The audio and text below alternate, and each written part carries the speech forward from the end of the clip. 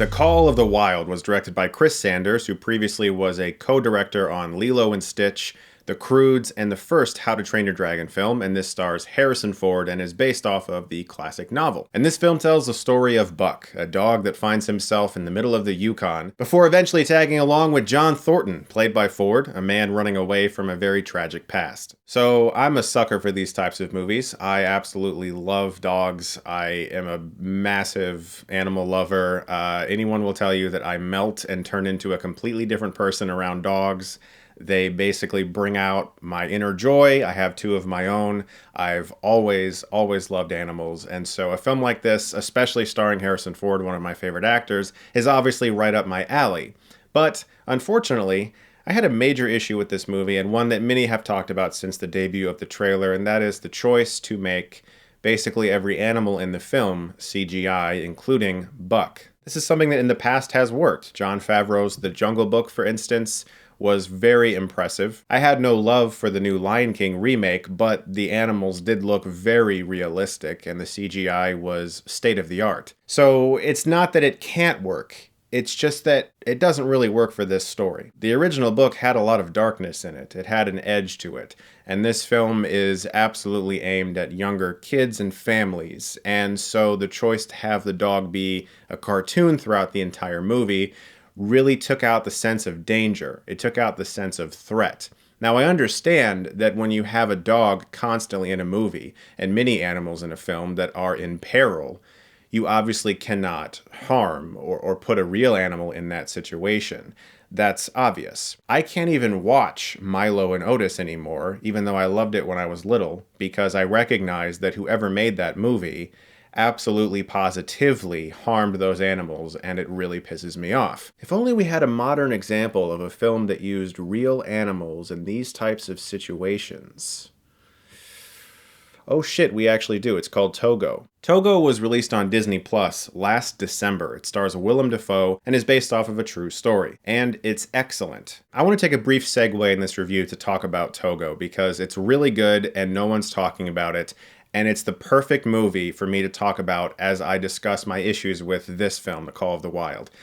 It's real animals. There are times where CGI is implemented to keep them safe, and there are times where the things that they are trying to avoid, like a breaking apart lake that was frozen, is CGI, or a storm that's CGI.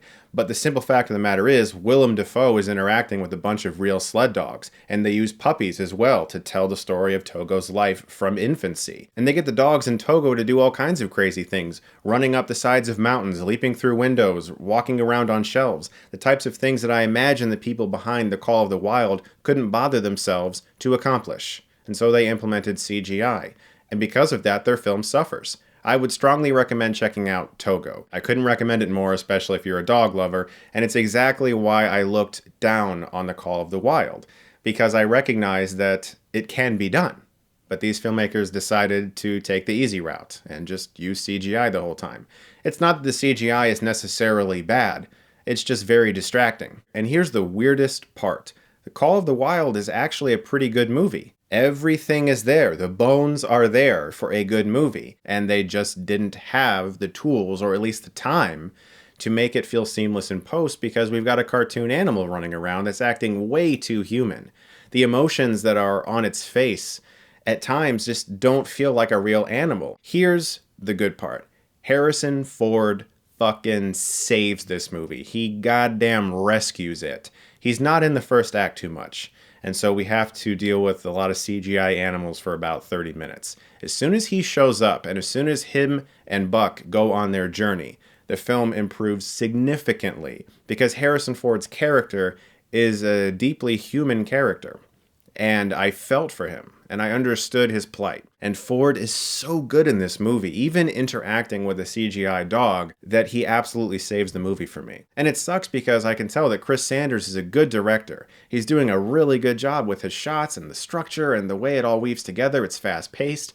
If you are not put off by the CGI dog, you're probably really going to like this movie. If that's not something that bothers you in the slightest, I have a feeling that more than likely you'll enjoy the film. And even from my perspective being distracted by it, I still found a lot to like in this movie, namely because of the beautiful scenery, the music, and Harrison Ford. So there are absolutely things to recommend about this movie, but it is going to suffer if you have recently seen Togo, because I just watched most of the things that happen in this movie done with real animals, safely, and with a great performance from Willem Dafoe. And so I couldn't help but think, okay, it can be done.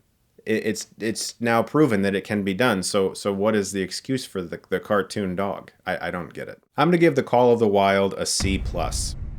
Guys, thank you so much as always for watching. Look forward to more reviews very soon. And if you like this, you can click right here and get Stuckmanized.